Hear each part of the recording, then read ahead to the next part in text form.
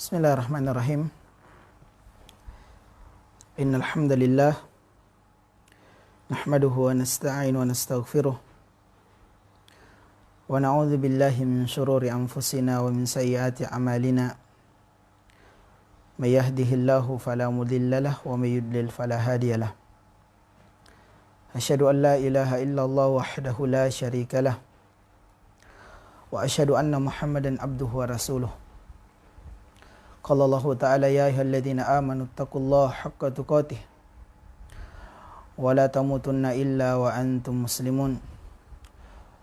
Faqala ya ayyuhan nasu taqu rabbakumul ladzi khalaqakum min nafsin wahidah wa khalaqa minha zawjaha wa batha minhuma rijalan katsiran wa nisaa'a wattaqullaha alladzi tasaaluna bihi wal arham innallaha kana 'alaikum raqiba. فقال يا أيها الذين آمنوا اتقوا الله وقولوا قولا سديدا يصلح لكم أعمالكم ويغفر لكم ذنوبكم ومن يطع الله ورسوله فقد فاز فوزا عظيما. أما بعد فإن أصدق الحديث كتاب الله وخير الهدى هدى محمد صلى الله عليه وعلى آله وصحبه وسلم وشر الأمور محدثاتها فإن كل محدثة بدعة وكل بدعة ضلالة fa inna kulla dolalatin finnar. Ikhwani wa akhwati fid din, kaum muslimin dan muslimah, para pemirsa rahimani wa rahmakumullah. Assalamualaikum warahmatullahi wabarakatuh. Alhamdulillah, segala puji hanya milik Allah Subhanahu wa taala Rabbul Alamin yang telah mencurahkan kepada kita sekalian begitu banyak nikmat yang tidak mungkin kita bisa untuk menghitung jumlahnya. Khususnya di subuh menjelang pagi hari ini kita diberikan taufik dan kemudahan oleh Allah Subhanahu wa taala untuk senantiasa mengerjakan ketaatan baik dalam menjalankan perintah-perintahnya ataupun menjauhi larangannya.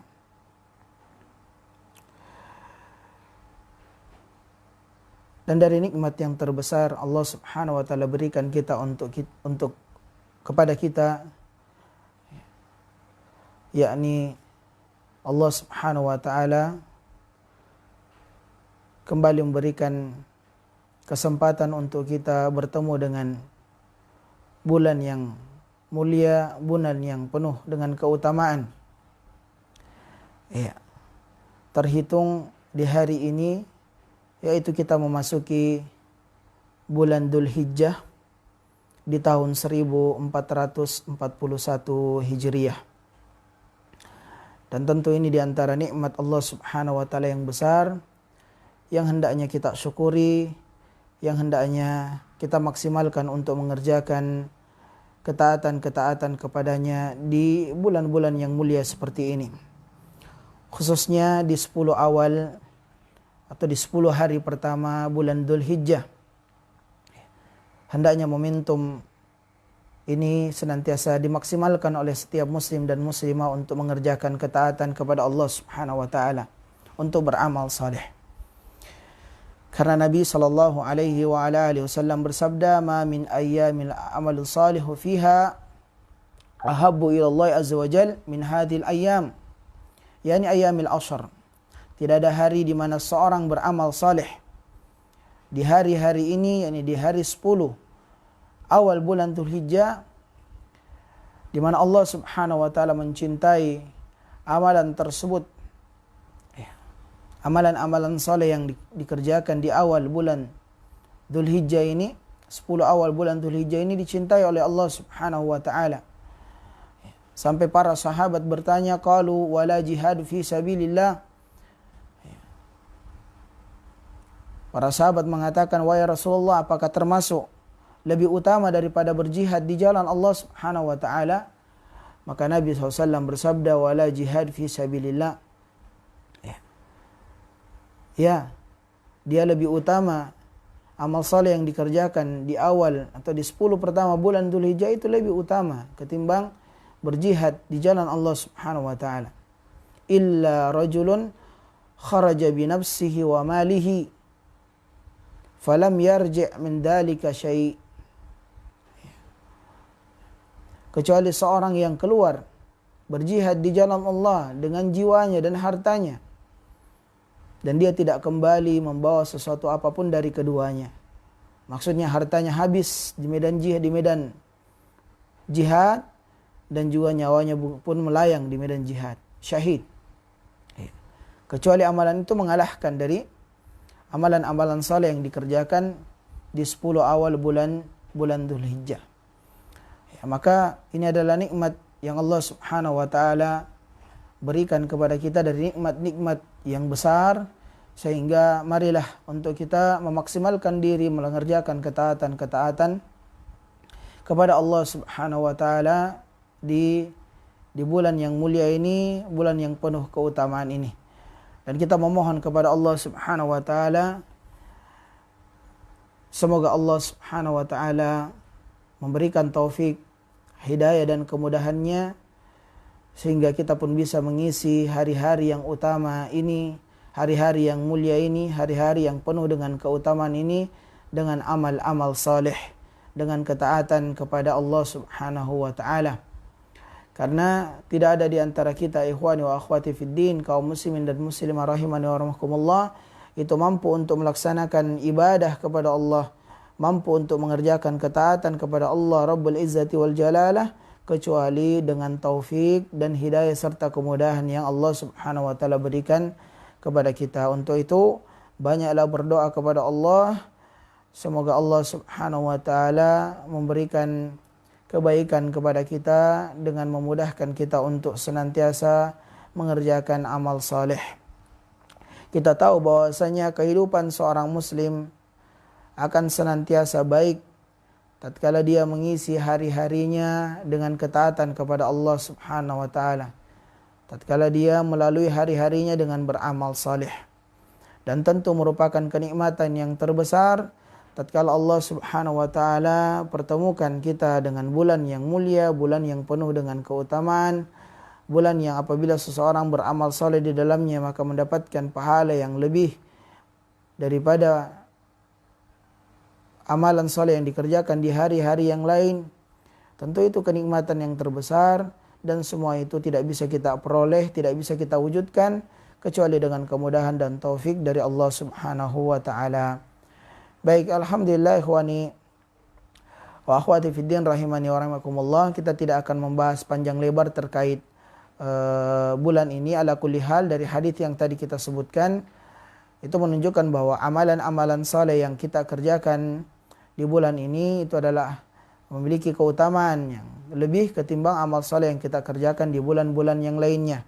Bahkan tegas Nabi SAW menyebutkan dalam hadis yang tadi kita bacakan bahwasanya amal saleh yang dikerjakan di 10 awal bulan Dzulhijjah itu lebih utama, ya, sampai mengalahkan pahala atau sama dengan pahala seorang berjihad di jalan Allah Subhanahu wa taala.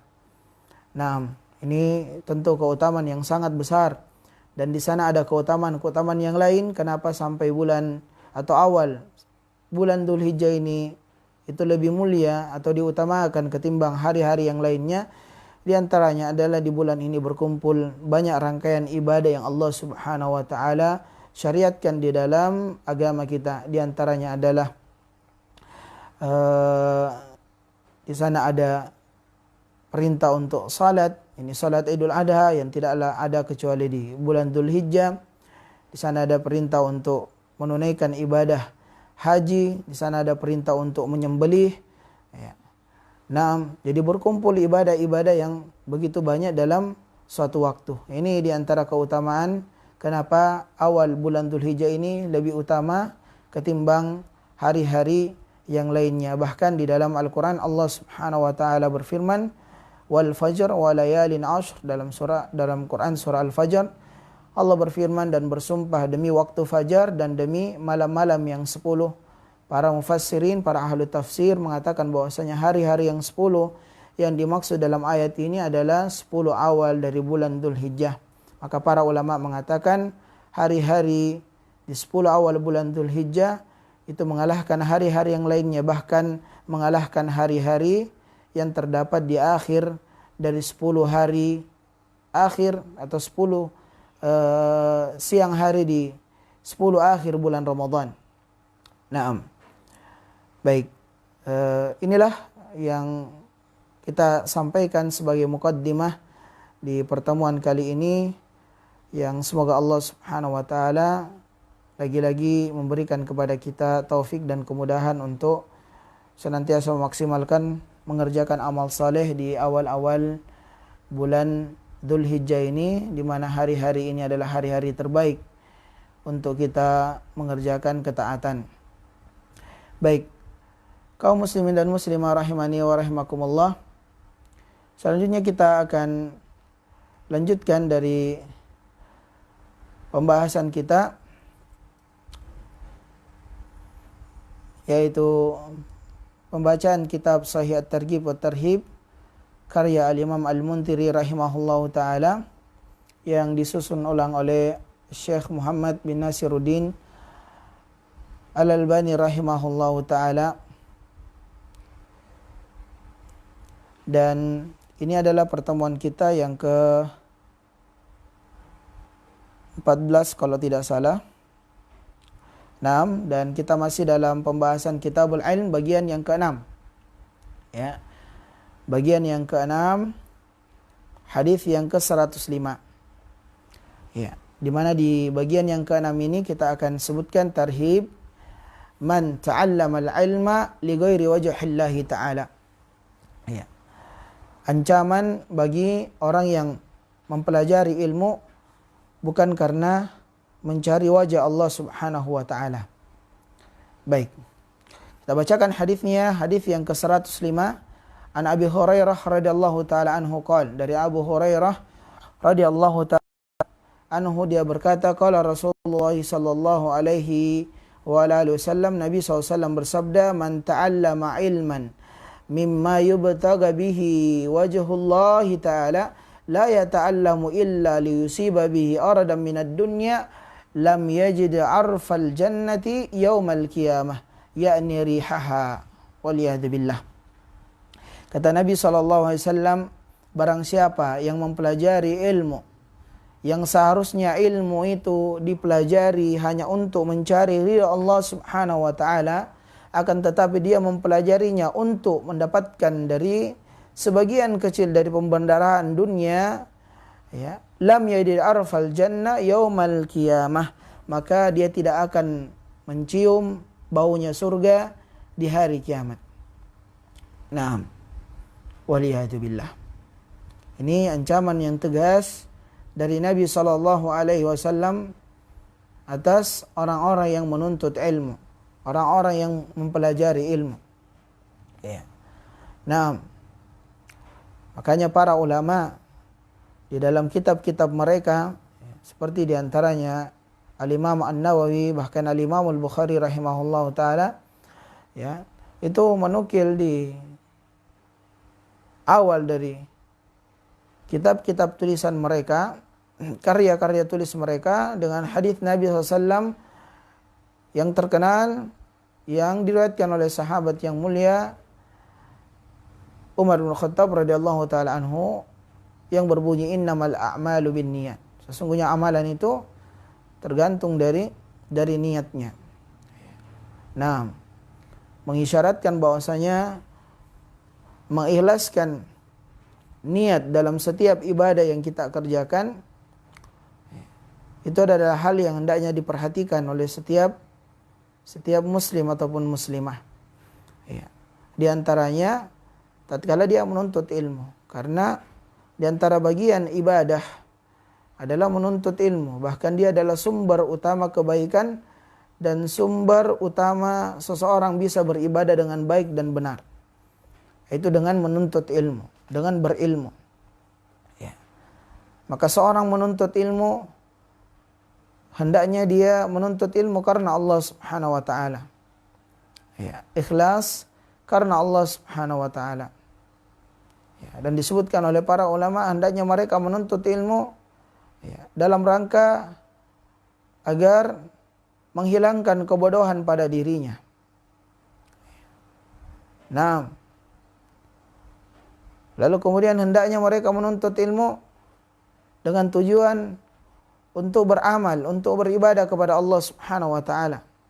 Makanya ilmu yang bermanfaat adalah ilmu yang menghadirkan rasa takut kepada Allah, dan ilmu yang bermanfaat adalah ilmu yang membuahkan amal saleh. Iya. Lalu kemudian ilmu itu dipelajari untuk kita sampaikan kepada manusia yang lainnya. Itulah tujuan dipelajarinya ilmu, tidak kepada selain itu. Nah, makanya datang ancaman dari Nabi SAW, orang yang mempelajari ilmu yang seharusnya untuk mencari ridha Allah Subhanahu wa taala, tapi ternyata dia tidak mempelajari ilmu kecuali ingin mendapatkan bagian daripada dunia, mungkin jabatankah, mungkin gelarkah, ya, mungkin pujian manusiakah, ya, dan yang semisal dengannya dari dunia, maka kata Nabi SAW, dia tidak akan mencium baunya surga di hari kiamat. Waliyadzubillah. Iya. Nah, baik. Dan telah lewat ya hadis yang kita sering ingatkan, hadis yang juga diriwayatkan oleh Abu Hurairah radhiyallahu taala anhu di dalam bab ancaman terhadap riya, ancaman terhadap tidak ikhlas di dalam beramal, di mana di sana disebutkan oleh Nabi SAW 3 golongan manusia, yang di mana ketiga-tiganya mengerjakan ibadah kepada Allah Subhanahu wa taala dari ibadah-ibadah yang agung di dalam Islam, ibadah yang besar, ibadah yang memiliki keutamaan yang besar. Nah, akan tetapi sayangnya ibadah-ibadah yang dikerjakan yang besar tersebut tidak dikerjakan karena Allah Subhanahu wa taala. Ya. Tidak diperuntukkan ikhlas karena Allah Subhanahu wa taala, maka menjadi bumerang, menjadi sebab kebinasaan. Iya. Di mana Nabi SAW menyebutkan, rajulun ta'allama al-ilma wa 'allamah wa qara'a al-Qur'an فأتي به فعرفه نعمه فعرفها فقال فما علمت فيها قال تعلمت العلم وعلمته نعم وقرأت فيك القرآن قال كذبت ولكنك تعلمت ليقال علم وقرأت القرآن يقال هو قارئ فقد كيل ثم أمر به فصهب على وجهه حتى ألقي في النار. Di mana salah satu golongan yang disebutkan, atau salah satu kelompok yang disebutkan dari 3 kelompok di situ dalam hadis tersebut adalah di antara mereka yang mempelajari ilmu, mempelajari Al-Quran. Iya. Nah, dan diingatkan oleh Allah Subhanahu wa taala tentang nikmat tersebut, dia pun mengingat nikmat itu. Dan dia mengatakan kepada Allah, saya mempelajari ilmu, ya, untukmu. Saya mempelajari Al-Quran juga karenamu. Ternyata Allah Subhanahu wa ta'ala yang maha mengetahui dari hati-hati manusia, yang maha mengetahui dari apa-apa yang kita sembunyikan, mengatakan kadzabta, engkau berdusta. Walakinnaka ta'allamta liyuqal alim. Tidaklah engkau mempelajari ilmu kecuali hanya engkau ingin disebut seorang alim, ya, seorang ulama, kecuali hanya engkau ingin disebut seorang ustaz. Naam. Wa qara'tal Qur'an yuqal, dan engkau membaca Al-Qur'an, mempelajari Al-Qur'an, ya, hanya ingin disebut huwa qari, seorang qari, seorang yang menghafal Qur'an. Naam. Faqad akil, dan semua itu telah engkau dapatkan di dunia. Thumma umira bihi fasuhiba ala wajhi hatta ulqiya finnar. Lalu kemudian diperintahkan, ya, diseret dia dengan wajah yang tersungkur, ya, ke dalam neraka Allah Subhanahu wa taala, waliyadzubillah. Ya. Nah, ini ancaman yang tegas. Bagi orang yang menuntut ilmu, mempelajari ilmu, bukan karena Allah Subhanahu wa ta'ala. Dan semua ibadah diancam akan menjadi bumerang, tidak bernilai apa-apa, bahkan menjadi sebab kebinasaan apabila ibadah tersebut tidak dikerjakan karena Allah Subhanahu wa ta'ala. Karena Allah tidak menerima suatu amalan, Allah tidak menerima ibadah seorang hamba kecuali ibadah tersebut, amalan tersebut dikerjakan hanya untuk mencari ridha Allah Subhanahu wa ta'ala, ikhlas karena Allah Subhanahu wa ta'ala. Naam, makanya amal itu dikatakan salih apabila dia terpenuhi atau apabila amalan tersebut terpenuhi dengan dua syarat utama, yaitu ikhlas karena Allah dan ittiba sesuai dengan tuntunan Nabi SAW.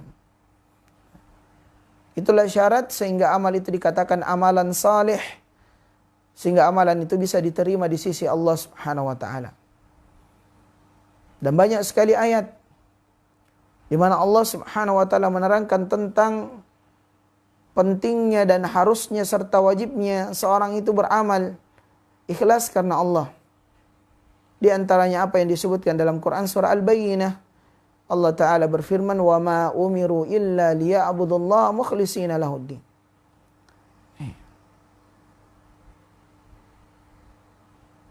Tidaklah kalian diperintah kecuali untuk beribadah kepada Allah Subhanahu wa ta'ala dan mengikhlaskan ibadah hanya untuk Allah.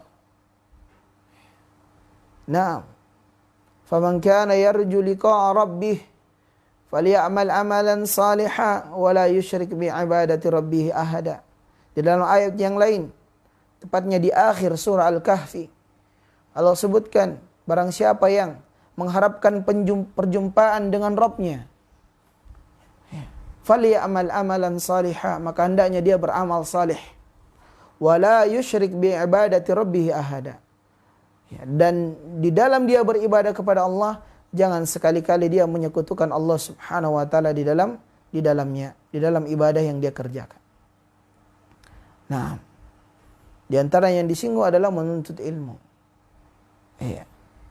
Nah, kita menuntut ilmu bukan untuk berbangga-bangga dengan ilmu yang kita pelajari, dengan hafalan yang kita miliki, tidak. Nah, kita menuntut ilmu untuk mencari ridha Allah Subhanahu wa ta'ala. Kita menuntut ilmu untuk senantiasa menghilangkan kebodohan yang ada pada diri kita. Kita menuntut ilmu karena kita tahu tanpa ilmu kita tidak bisa beribadah kepada Allah dengan baik dan benar. Kita menuntut ilmu agar kita bisa mengerjakan dan mengamalkan ilmu yang kita telah tuntut, kita telah pelajari. Dan kita menuntut ilmu agar kita bisa mendapatkan keutamaan yang lebih. Tatkala kita bisa mengajarkan ilmu kepada manusia, sehingga kita pun mendapatkan keutamaan yang banyak dengan mengajarkan ilmu tersebut, sebagaimana apa yang dijanjikan oleh Allah dan Rasul-Nya. Naam. Bukan karena selain daripada itu. Bukan karena ingin dikatakan paling alim atau orang yang telah memiliki ilmu, bukan. Kita mempelajari ilmu bukan karena ingin disebut sebagai seorang ustadz. Bukan itu. Atau kita menuntut ilmu dan mengajarkan ilmu agar manusia menghormati kita, sehingga di setiap keadaan kita yang didahulukan, kita yang diutamakan. Nah, hati-hati dalam perkara niat. Nah, makanya ikhlas ini adalah hal yang begitu berat. Ikhlas adalah perkara yang begitu berat. Olehnya itu kita memohon kepada Allah Subhanahu wa ta'ala, semoga kita termasuk dari hamba-hambanya yang diberikan taufik untuk ikhlas dalam beribadah dan menjauhkan kita dari kesyirikan. Yang tersembunyi, yang kita ketahui, yang kita sadari maupun yang kita tidak sadari. Nah, dan karena beratnya keikhlasan tersebut, maka hendaknya setiap kita menjauhi dari perkara-perkara yang bisa merusak keikhlasan kita dalam beramal, dalam mengerjakan ketaatan. Termasuk dalam menuntut ilmu. Sebagian kita dapati ikhwan maupun akhwat tatkala dia menuntut ilmu atau hadir di suatu pengajian, di suatu tempat kajian, sebagian ada yang memoto, menjepret catatannya, ataupun status-status yang semisal dengannya yang seolah-olah ingin mengatakan saya lagi bermajelis ilmu nih. Kita tidak katakan bahwa itu sudah mutlak tidak ikhlas, tidak. Tapi jangan sampai sarana-sarana seperti itu, sebab-sebab seperti itu bisa merusak keikhlasan kita. Bukankah lebih utama kalau kita menulis faedah, lalu faedah itu yang kita share. Faedah itu yang kita bagikan. Apalagi sebagian penuntut ilmu, foto-foto jamaahnya atau foto-foto ustadznya misalnya. Apa faedahnya foto-foto jamaah yang mungkin banyak jamaahnya di foto-foto? Lihat nih majelis saat ini banyak jamaahnya. Yang sampai itu sarana untuk kita berbangga dengan majelis yang kita hadiri. Wah, majelis kami ini banyak, jamaahnya banyak. Atau foto-foto ustadznya, apa faedahnya? Mending kita catat, amalkan apa yang kita catat dari faedah yang kita dapatkan di kajian, kita bagikan. Itu lebih bermanfaat insyaallah taala.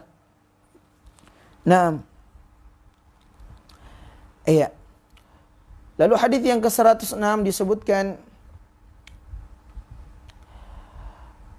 waruya anil Ka'ab bin Malik, semana apa yang diriwayatkan dari Ka'ab bin Malik radhiyallahu taala anhu, dia berkata sami'tu Rasulullah sallallahu alaihi wasallam yaqul, aku mendengar Nabi SAW bersabda, man talabal ilma liyujariya bihi ulama aw liyumariya bihi syufa'a aw yasrifa bihi wujuhan nas ilaih adkhalahu an-nar waliyadu billah.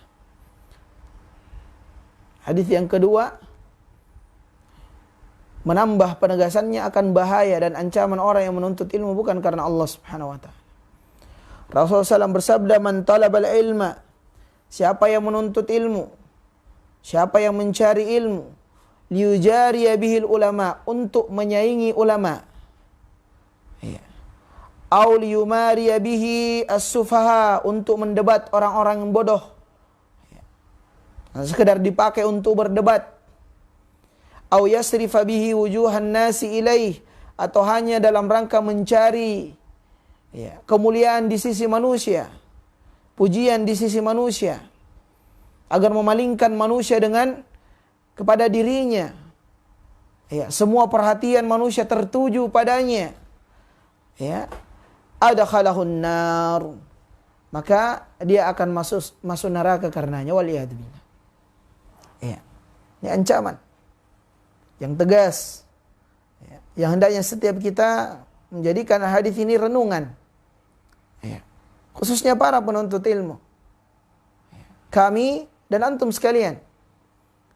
Kita semua ini penuntut ilmu. Setiap kita penuntut ilmu, maka setiap kita hendaknya memperhatikan dan senantiasa menjadikan hadis-hadis ini sebagai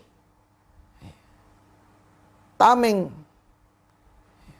Demikian pula motivasi. Tameng dari agar kita terhindar dari niatan-niatan yang lain. Serta motivasi untuk senantiasa kita jaga keikhlasan di dalam menuntut ilmu. Jaga keikhlasan di dalam menuntut ilmu. Nah, dan hadis ini menunjukkan bahwasanya di sana ada orang yang seperti itu. Ada orang yang mencari ilmu, dia menuntut ilmu hanya untuk menandingi para ulama. Iya. Dengan ilmu yang dia telah dapati, dengan ilmu yang dia telah dapatkan, maka tajam lisannya, ringan lisannya untuk mencela para ulama, untuk menjatuhkan kehormatan mereka, tidak memuliakan lagi para ulama, iya, yang telah lebih dahulu beriman dari kita tentunya, yang telah lebih dahulu berdakwah mengajak manusia untuk beribadah kepada Allah semata dan mengamalkan sunnah Nabi SAW. Dan kita dapati seperti itu. Banyak penuntut ilmu yang Masya Allah tulisan-tulisannya subhanallah. Begitu ringan. Dia mencela para ulama. Naam. Ya, demikian pula betapa banyak penuntut ilmu, khususnya di media sosial kita lihat, tiada hari tanpa berdebat. Tiada hari tanpa debat. Nah, di debatnya semua orang dengan ilmu yang dia miliki.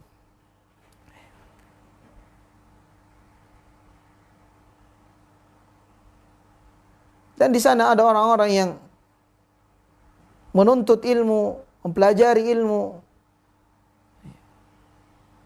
yang dengan ilmu yang dia telah miliki, maka perhatian manusia akan beralih kepada dirinya. Waliyadzubillah. Kita memohon kepada Allah Subhanahu wa taala perlindungan dari sifat-sifat seperti ini. Dan semua hal dari hal-hal yang bisa merusak keikhlasan kita. Semoga Allah Subhanahu wa taala melindungi kita darinya. Selanjutnya hadis yang ke-107 juga sama, hadis yang datang dari sahabat Jabir radhiyallahu taala anhu. Ya. Wa an Jabir qala Rasulullah SAW bersabda, la ta'allamul ilma litubahu bihil ulama wa la tumaru bihis sufaha wa la tahayyuru bihil majalisa faman fa'ala dhalik fannarun nar. Ya. Janganlah kalian mempelajari ilmu agar untuk berbangga dengan ilmu tersebut di hadapan para ulama. Dan jangan pula kalian mempelajari ilmu dengan tujuan hanya untuk berdebat, mendebati orang-orang yang bodoh. Wala tukhayyaru bihil majalis. Ya. Dan jangan kalian menuntut ilmu hanya untuk mendapatkan majelis terbaik, supaya dikerumuni oleh orang dan seterusnya dan semisal dengannya. Faman fa'ala dzalik, siapa yang melakukan hal tersebut, ya ini hanya untuk bersombong dengan ilmunya, hanya untuk berbangga dengan ilmunya, hanya untuk berdebat para manusia dengan ilmunya, ya. Hanya untuk mendapatkan perhatian dengan ilmunya. Faman fa'ala dzalik fannar an-nar, maka neraka lebih pantas untuknya, waliyadzubillah. Nah, jadi hati-hati dalam menuntut ilmu. Perbaiki niat kita, introspeksi niat kita. Iya. Nah, apalagi di zaman ini, di zaman yang semua tadi yang kita sebutkan bahwa perusak keikhlasan itu sangat banyak. Nah, tidak ada yang selamat kecuali siapa yang dirahmati oleh Allah Subhanahu wa taala. Iya.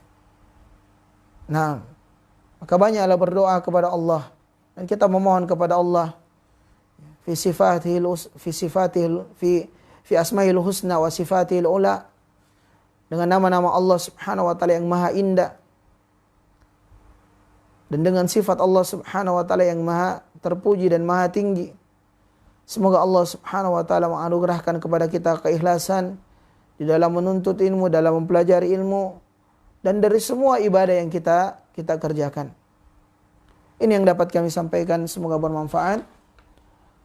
Wa sallallahu ala nabiyyina Muhammadin wa ala alihi wasallam. Subhanakallahumma bihamdika asyhadu an la ilaha illa anta astaghfiruka wa atubu ilaik.